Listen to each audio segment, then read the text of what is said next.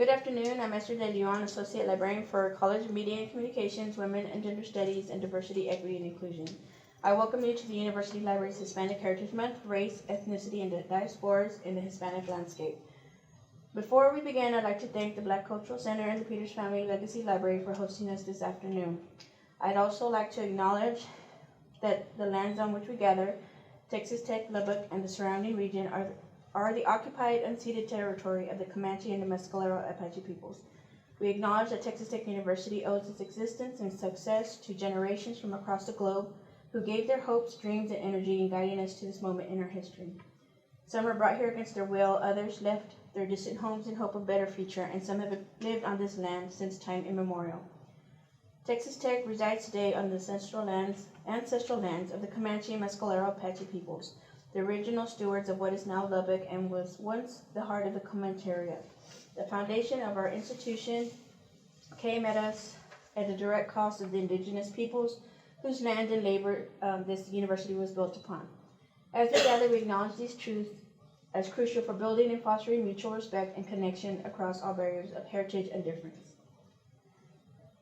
It is now my pleasure to introduce you to Doctora Leslie C. Sotomayor II. She's an artist, a curator, and an educator. Her dual PhDs in art education and women's and gender studies, sexual studies from the Pennsylvania State University.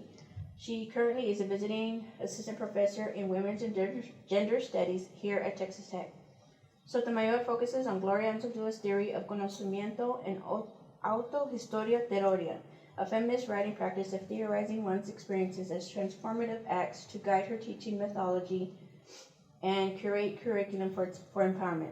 She has created numerous art exhibitions and publications, including her book, Teaching in Between, Curating Educational Spaces with Autohistoria, Teoría, and Conocimiento.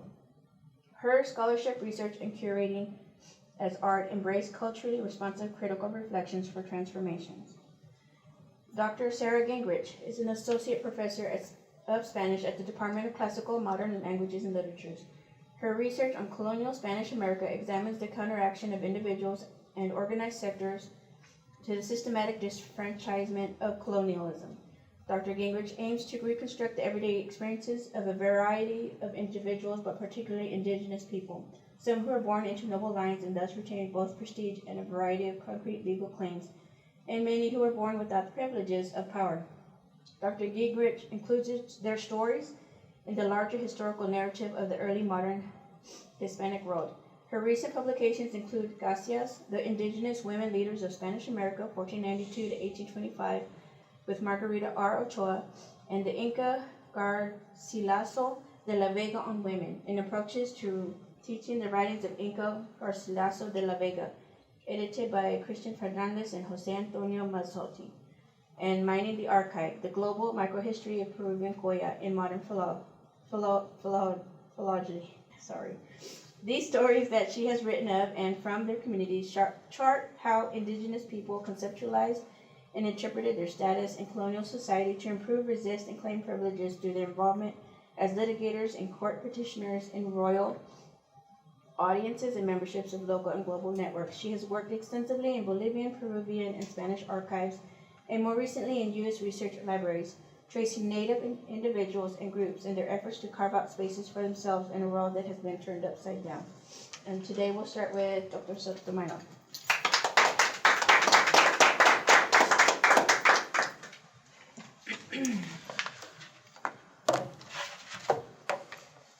Keep time. Okay. All right. Good afternoon.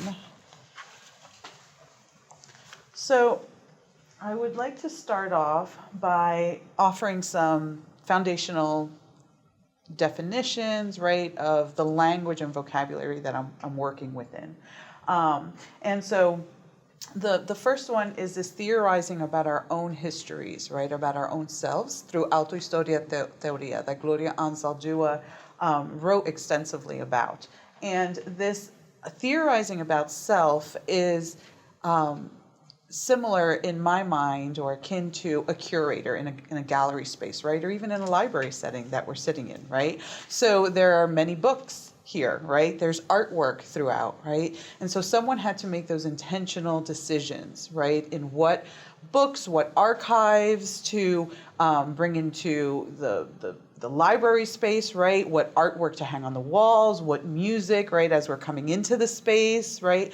What programs are a part of it, right? And so in all of these ways that a space is being curated, our lives are also being curated, right? Whether we're intentionally doing that or subconsciously, right? And so Gloria Ansaldúa talks about this, theorizing about our lived experiences, right? We all have knowledge, whether we have a college degree or not, right? We're all learning and developing every day. And so how do these lived experiences translate in all these other areas of our life, right? And so she speaks about this autohistoria teoria as this theorizing about our lived experiences so that they make sense to ourselves first, and then how do we share and build relationships, right, through our experiences in a lot of different ways. And so it's very much a active, intentional theorizing that can happen through writing, that can happen through music, it can happen through the arts, right? And it can happen through what she calls creative acts, right? And that's going to take us to the conocimiento theory next. But before we move on to that, I also have this other word, curadora, up here, right? And it's a Spanish word for curator. And curadora, quite literally in Spanish, means, right, to curate or to heal, right? So it's engaging in this idea of a healing process, right? That we can initiate for ourselves, but then how do we also initiate that as artists, curators, and educators and researchers? So Gloria Ansaldúa's theory of conocimiento is an enmeshment of all of these things, right? So it's taking from our histories, it's taking from our culture, our language, our traditions, right? Our spirituality, right? And it becomes these different manifestations of embodied experiences, right? So if you think about someone who writes a book, right? A writer has to embody the writing to come out through them into those pages, right? If we think about an artist painting, right? If we think about a musician making music, these are different manifestations of these creative acts. And so she situates them in 7 phases or stages where they're here, and I have them kind of try to scatter them on the page, right? Because it's not linear, right? There's no hierarchy. There's not one stage that trumps another stage, right? These are all happening, and they can be happening simultaneously, or they can be happening in isolation. And she posits that these are happening to all of us, whether we recognize them or not, right, in our life. And so these processes all can be unpacked deeply. And I won't necessarily do that in this presentation because that would take like a semester's worth of a special topics course or something. But I'll touch on what that looks like in my experience, in my lived experience, and in my profession, right? So this autohistoria teoria, this theorizing of ourselves, is a form of curando, right? The Spanish word for healing, curating, right? And for my own journey and process thus far, that has been actively engaged with my studio practice, so I'm a painter and drawer by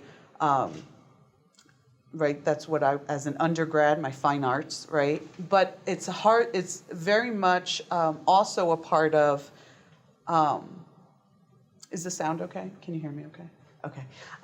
It's also a part of my theorizing, my own experiences, but also how I'm relating to other people, in this context, mainly students, right? Especially underrepresented students, right? That I feel, my experiences of not belonging in education, public education, academia, higher ed, as a student and as a faculty, right? Oftentimes, how am I theorizing about that, right? And so I want to share with you today how I do that with my studio art practice and how these components kind of merge together in some way. And so Esther in my intro had mentioned that I have my first book that has come out this year, and it's about my theorizing about these experiences, right? And so for my own self, what I'm positing is that the way that I have witnessed this play out in my life and as an educator with my students, is that I see it flowing in and out of these different phases, right? And so the first one is this call for awakening, right? You don't know what you don't know, right? And so oftentimes when I learned about my own histories for the first time as a Latina in the United States with Caribeño roots, right, from Cuba and Puerto Rico, from my parents, and what that means in a U.S. stance versus a Latin American versus a Caribbean perspective and positionality, that was a call for awakening, right? We can have several calls for awakening throughout our lives, right? That come in different ways. It could be the losing, right? It could be the loss of culture. It could be the loss of language, right? Of identities. And so this then oftentimes will perpetuate and go into this vulnerability that's enacted, right? For openness, not only in ourselves, but how we're relating to others, right? And a traveling through these different senses of belonging, right? And so oftentimes underrepresented and underserved communities feel a sense of not belonging, and how do we bridge that to find our sense of belonging within ourselves and within community building? The curating, or the curadora, right, is how do we intentionally then curate ways of theorizing for ourselves, right? How do we choose the books that we want in our libraries for our own life that serve us, right? To empower us, to heal us, or to engage in that process for healing. And then how does that also foster interconnections with others, right? And relationship building, teaching, transformations, right? The theorizing about our own experiences, right? So a lot of self-reflection is an active part of this work. And then engaging in that healing through our wounds, right? So oftentimes underserved populations have a lot of trauma, right? A lot of pain associated to their not knowing what they didn't know, right? And that loss of culture, loss of histories, right? And so how can we begin to enact a process for healing for ourselves and each other? Okay. So as I go through, I will be sharing some of my own prose or poetry with the paintings from my studio that I'm using as a form of embodiment and theorizing about my experiences and my histories. Okay. As I overturned stones, some pieces felt familiar on my journey. The Taíno myths, proverbs, and songs that I have grown up listening to in my family. I heard my father on 1, 2, maybe 3 occasions admit that his mother may have been Taína. My abuelo's Spanish, white Spanish sangre studded with betrayal. I examined family photos looking for her, abuela, her dark, long black hair, her small stature and bronze skin. I remember my abuela making my favorite dish, guanimes, the Taíno myths, proverbs, and songs that I have grown up listening to in my family. The ceiba tree in Borinquen, the land of the courageous, may we be courageous. The ceiba tree is the balance of the world, stretching its trunk through the underworld, the sea through earth, up into the heavens, the ceiba tree, the ba koa, in the ground for the plant seeds for harvest. The ceiba tree, all-powerful Atabe, Mother Earth spirit, where all life begins. Resilience, hope, love, and a ladder between worlds, a portal to ascend to a higher spiritual dimension. The Taíno myths, proverbs, and songs that I have grown up listening to in my family. Tú eres boricua. ¿Qué es eso, boricua? Puertorriqueña, sacred 400-year-old ceiba tree. Hit, devastated, left leafless and damaged, knobby limbs broken, left lying around its thick trunk, abandoned, dead. Years later, the ceiba tree bloomed its pink, lily-like blossoms, offering renewed hope to Boricuas on the island.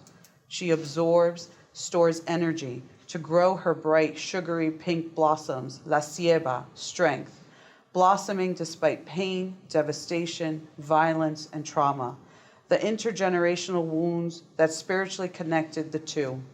Guacal teaches us strength and wisdom. It is through the eyes of the multiple consciousness of one that all the consciousness of all sees all. The Taino myths, proverbs, and songs that I have grown up listening to in my family. It was hard to keep the tears back as I listened, reminding me of my own indigenous abuela. I remember my abuela well, making café con leche for me when I'd visit her every summer in Borinquen. Mis abuelos' home always felt lively, bright, full of laughter and beautiful to me. I have fond memories of playing and my cousins on the front yard, going shopping to the local stores with my tias, and always expecting to see my abuelo rocking in his rocking chair on the front gated porch. I suddenly remembered family stories from my abuela. Married at 13 years old, Spanish blood 14 years her senior, Utuado, Puerto Rico. He took her as his wife, birthing 14 children, the impossible thought. What if my grandmother had been taken and raped? What does a girl of 13 know? Mountainous countryside of the island rich with indigenousness, a people thought of as dead, genocide, extinct. Atabe, Atabe, creatress, divine mother, Atabe. Atabe, embodiment, Guar, Ban, Sesh, Atabe, Atibierra, Caguana, Carawai, Yoko, Hu, Guacal, Atabe, Atabe. I wandered into the labyrinth, my home. I recognized the ceiba, Atabe, the Taino myths, proverbs, and songs that I have grown up listening to in my family.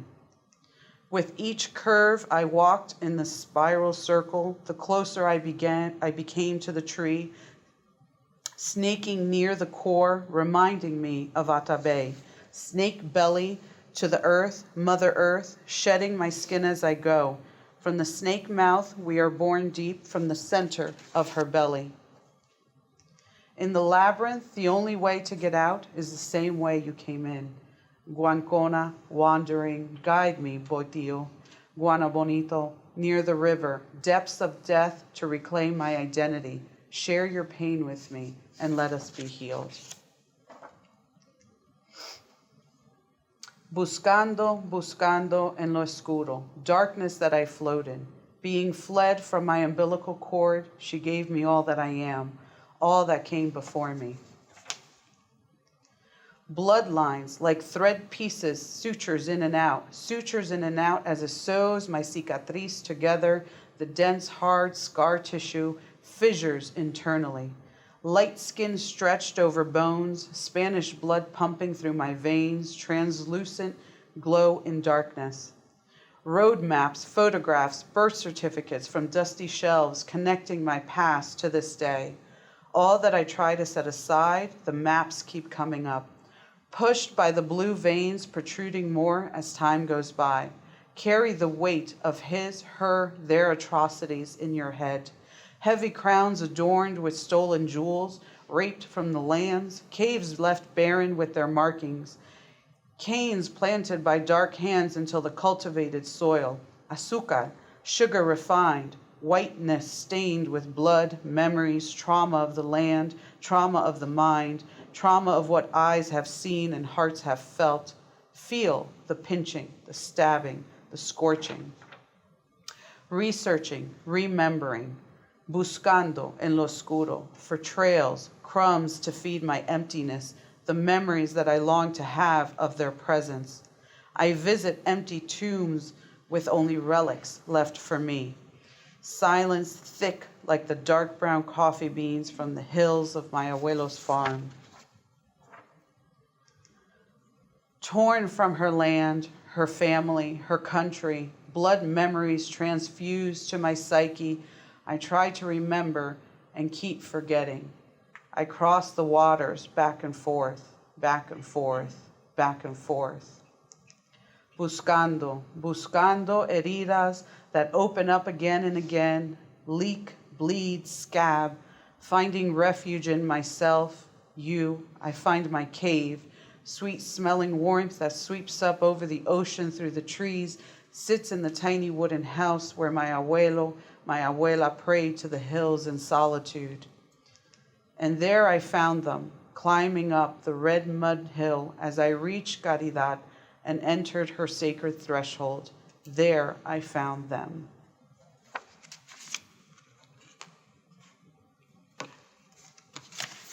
Thank you. Next we'll have Dr. Sara Guengerich, and then after her presentation, we'll open up for questions and dialogue.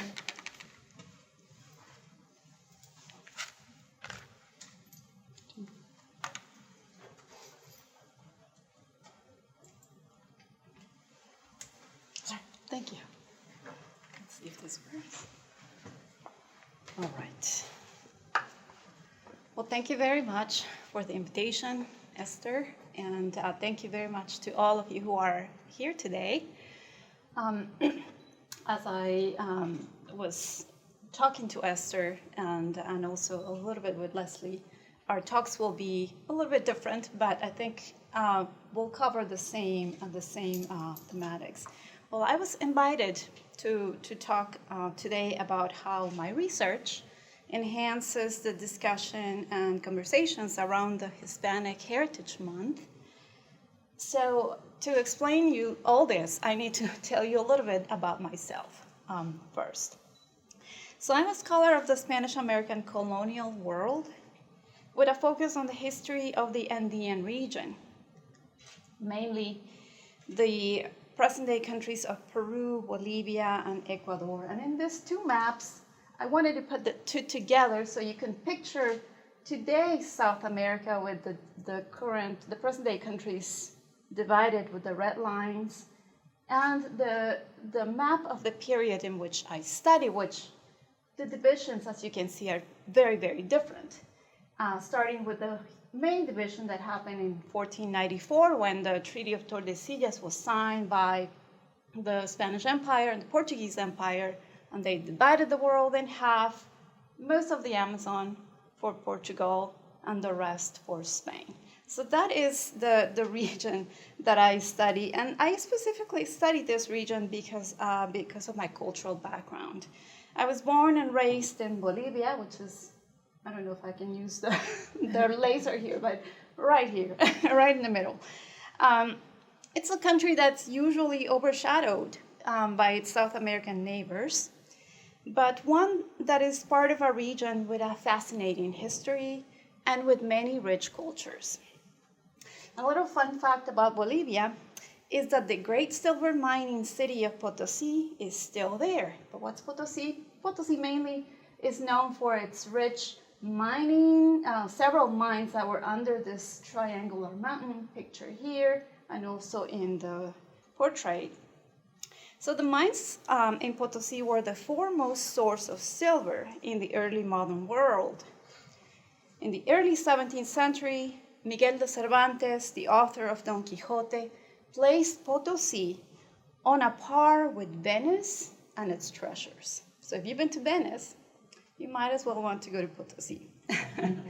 One traveler called it the eighth wonder of the world. The city was renowned for its fabulous wealth, as well as for the misery of its forced laborers, its astonished chaos of Andean, European, and African peoples, and its moral laxity. The case of Potosí is crucial for assessing, or reassessing, I should say, older debates about modes of production in Latin America, or more recent ones concerning the capitalist development and silver in northern Mexico. You know, the name San Luis Potosí comes from this Potosí. Sugar in the Atlantic, and cotton in the United States.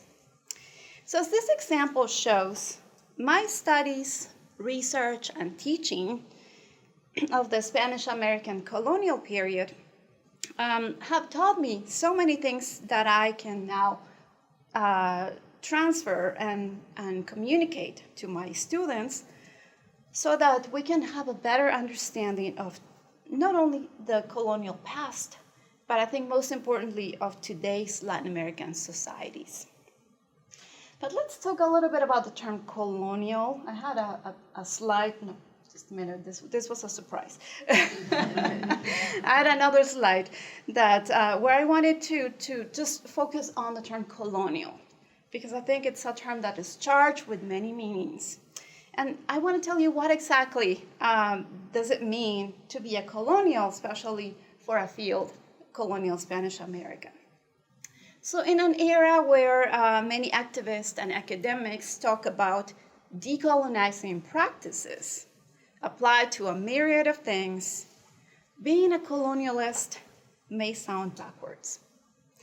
But a grounded knowledge in this period lets me take on the persistent and usually simplistic conceptions of the Spanish conquest that may resonate with some of you, as evidenced, not a surprise, by blockbuster films that you may have watched, books that you may have read, or even cartoons. Studying the complex history of the Spanish conquest, I'm able to understand and teach important points about this period, and I will only mention 3 here.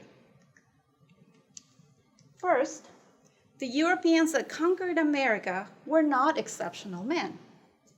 They did not have endless resources, particularly human resources, for their enterprises. Rather, they relied on the help of innumerable native allies who supported them for various reasons. And by the way, they did not think the Europeans were gods. Second point I want to make is that native cultures were not destroyed by the conquest. In many parts of the hemisphere, the conquest simply did not happen. And here we can talk about centers and fringes, of course, of the empire. In the invaded regions, indigenous peoples maintained their ways by adapting in remarkably inventive ways to the new conditions. And 3, the colonial era is not the history of European expansionism, but of the entanglements of Native Americans, Africans, and Europeans, and the creation of dynamic processes of cultural and intercultural exchange, conflict, and most importantly, transformation. So this takes me straight to the subjects that I usually research and teach about. I aim to learn, research, and teach about the marginalized subjects of colonial rule, as Esther was describing in my intro. These are the indigenous peoples of the Andes, women, and the Afro-colonial populations of this region. Not all of them experienced marginalization in the same ways, and thus their stories are complex. Take, for example, the story of Alonso de Illescas. Alonso de Illescas was an African Maroon leader in Esmeraldas, and I'll just put a map here so you can locate yourself. Esmeraldas is where the Red Star is in the northern coast of Ecuador. So let me tell you a little bit about his story. In 1553, he, along 23 slaves from Guinea, left the port of Panama towards Lima, Peru. They were destined to go there and serve as slaves. But their ship ran aground inside the bay, and the stranded crew, passengers, and slaves were forced to travel along the shorelines to reach the nearest settlement in Puerto Viejo, just south of Quito. In the course of this journey, Illescas and the other slaves decided to seize the moment to head into the dense forest and claim their freedom in 1553. And they settled in a nearly impenetrable frontier, making Esmeraldas their home. Contrary to what scholarship proposing that escaped slaves attempted to, and I quote, resurrect an archaic social order, or as some people would say, to decolonize themselves, the Esmeralda settlement shows that African Maroons involved themselves in dynamic relationships with their new environment, local native societies, and colonial authorities. Their social order, thus, was at the forefront of the Spain's colonial world, giving birth to generations of mixed-race progeny and an emerging new and lavish culture. For decades, Illescas negotiated with Spanish authorities while refusing to submit. In these exchanges done by writing, was aided by a Spanish friar. He carefully couched his defiance in the language of service. Finally, in the year 1600, the Audiencia, or the royal court, recognized the Maroons' dominance in the region, granted their freedom and liberties, and began a process of pacifying all of the Esmeralda native societies. Illescas did not live to see the Maroons' victorious diplomacy, but his sons and descendants, even the daughters not pictured there, lived and received their legally recognized freedom from slavery. Another example deals with the agency of indigenous people, indigenous women in particular. As many of you here know, the literary canon of the Spanish colonial period has historically underrepresented women in the main narratives of the conquest and the colonization of early Latin America. This is an 18th century portrait of Francisco Pizarro and his men being received by a native leader, a cacica, and she's welcoming them. But actions of voices and writings of women's, and even the cultural production of this people emerged from abundant textual and visual sources, and archives and private collections. A good example that I study and I teach about are wills and testaments written and ordered by indigenous people. I will focus on some indigenous women's wills.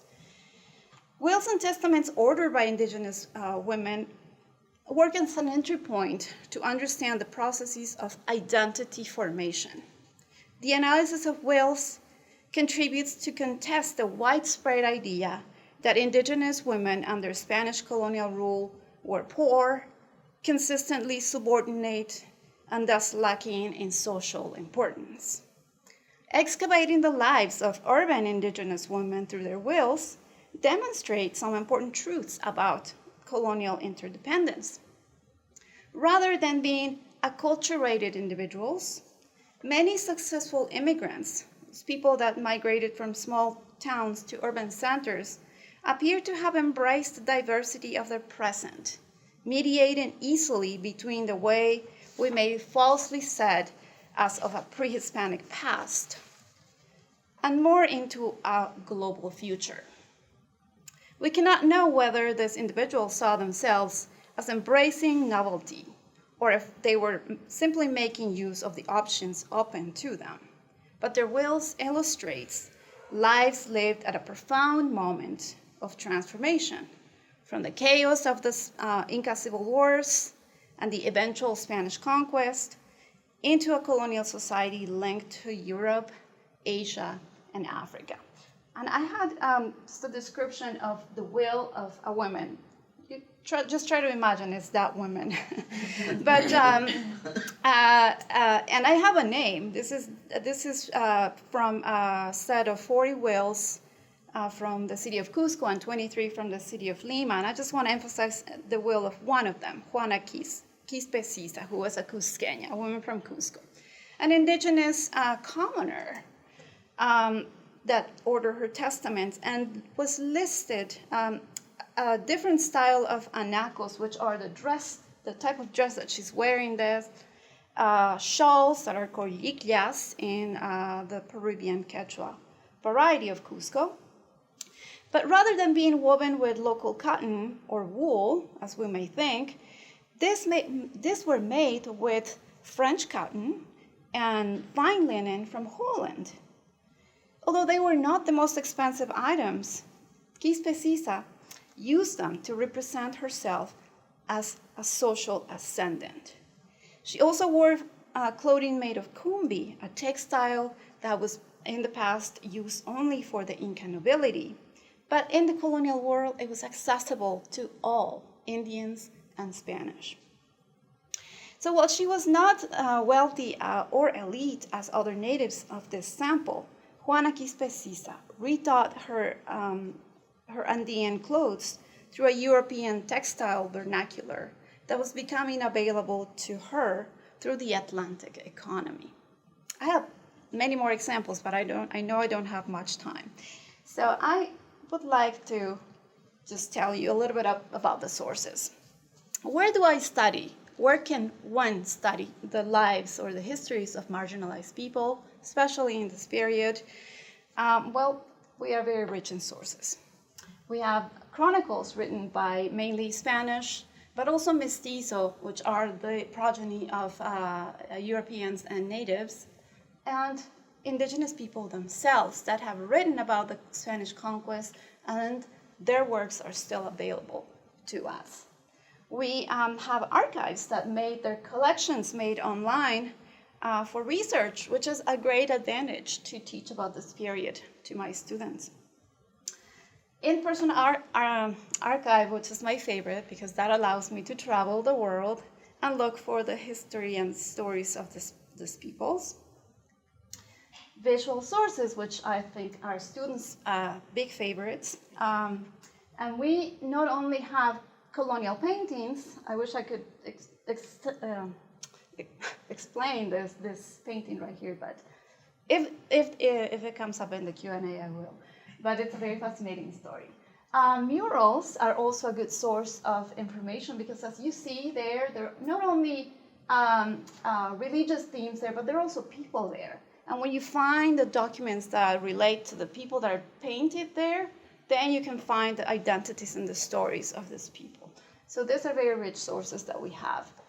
And also the dictionaries that Spanish friars designed to indoctrinate the native populations, which are now a huge source for us to learn about their culture. In an essence, these are also working as ethno-historical sources for us, even though they were made in the colonial period. And obviously works of scholars working in the field.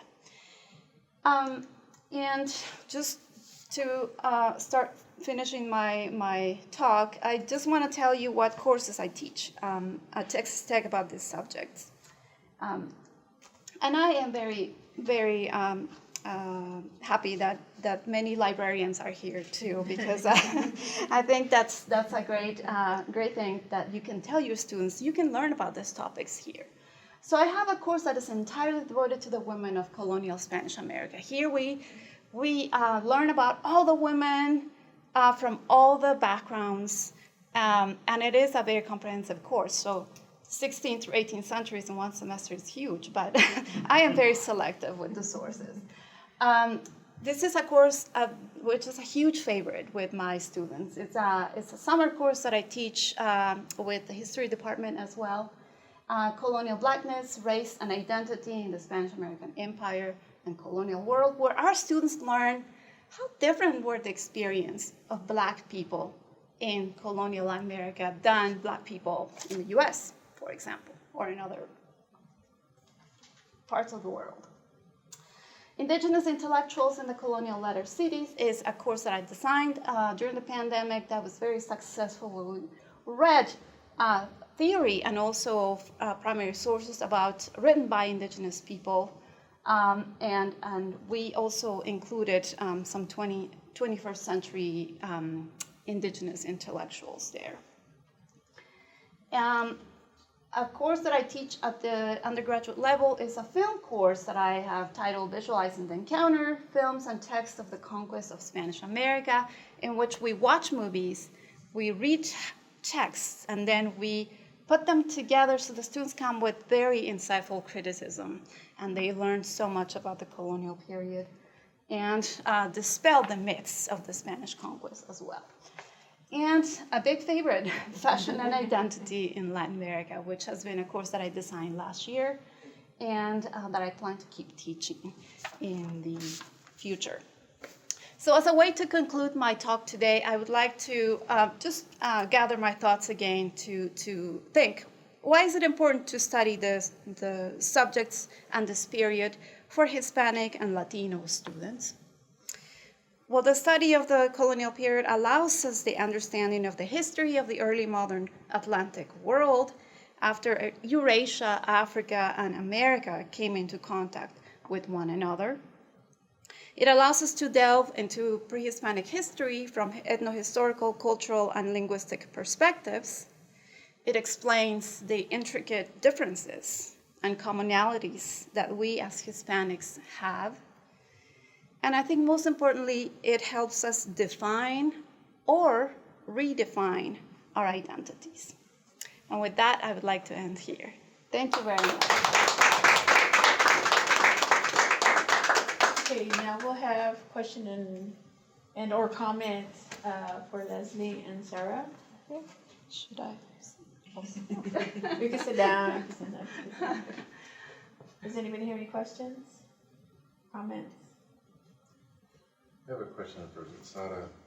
I've been very fortunate to be able to visit a couple of the areas that you mentioned, and I recall in Potosi visiting a Carmelite convent, which was explained by the guide, if I remember correctly, because this was decades ago, that this was a way to sort of escape that, all the churn that was going on in the city at the time for, decent families and stuff. You would have your daughter go into the convent, and they had this incredible art collection that was part of the dowries of these women who had gone in there. And then later in Arequipa in southern Peru, visited another convent that was very different, not quite as harsh as the Carmelites, and the women had apartments and places they could receive visitors and all this. And I'm wondering, how common was that experience versus being able to sort of navigate a space in colonial society where women could, maybe be somewhat independent and not have to marry at, 14 and go that path? I'm just don't really know anything about that. What kind of options were there? How common was it for women to avoid the convent or marriage? Okay. Well, thank you for that question, because that allows me to build on that section that I did not address. Convents are a huge aspect of the colonial period, and also a good way to dispel some other myths about secluded women. Because convents themselves were worlds in and of themselves that in a way reflected what was happening outside of the convent walls. Inside of the convents, women also had hierarchies. The black veil women were the top elite women. You could not be none of the black veil if you came from a poor family, for example, even if you were the most pious one, right? Then the white veil women that were from noble families but not necessarily elite, and then the rest, right? And many of the women that we know, perhaps Leslie have heard about, or others have heard about, Sor Juana Inés de la Cruz, a huge icon of Mexican colonial society. She was a nun in the Carmelite order, and she's not the example of some others where many had servants and slaves living in a secluded space, and so reflecting their status as well, but also on how free a woman could be. Like women like her could write and become famous, even being secluded. But I think the convent presents, an aspect of the colonial world that is very much of interest for people that want to study how society was still very intricate, even within the convent aspect, and even being a society made for women. you have an approximate idea of how many women would be in a convent versus outside? Yeah, I don't think I can give you an approximate, especially in that Potosi region right now. Yeah, but thanks for the question. Any questions or comments? Dr. Sotomayor, I know Sarah touched on some of the classes or courses that she teaches. Can you kind of talk about some of the courses that you teach that relate to the Hispanic and Latinx population? Yeah, absolutely. I've taught women of color feminisms from a U.S. perspective, beyond Frida Kahlo and J-Lo, so Latina feminisms. Currently I'm teaching the Witches, Brujas, and Black Magic. That's online, which will also be available for the winter session. And then I'll be teaching special topics in the spring, visual culture and feminist art praxis. So it's tying in a lot of the histories, right, the research, debunking stereotypes as well that we don't often talk about, especially in higher ed. Thank you. It occurs to me, Esther, that it would be awesome if somebody, I don't know that this would be something libraries would take on, but if we had a place where when people are offering special topics in, you know, the area of Hispanic, Latinx, or Latin American, it could submit it and we could all have access to it, because you know, I can think of students I should have been referring to your Right. classes when you're mentioning the titles, but we don't always know across That's true. college, you know, divisions what's available. You can always let me know, because I like to share, as the library knows, I like to share lots of information with everybody.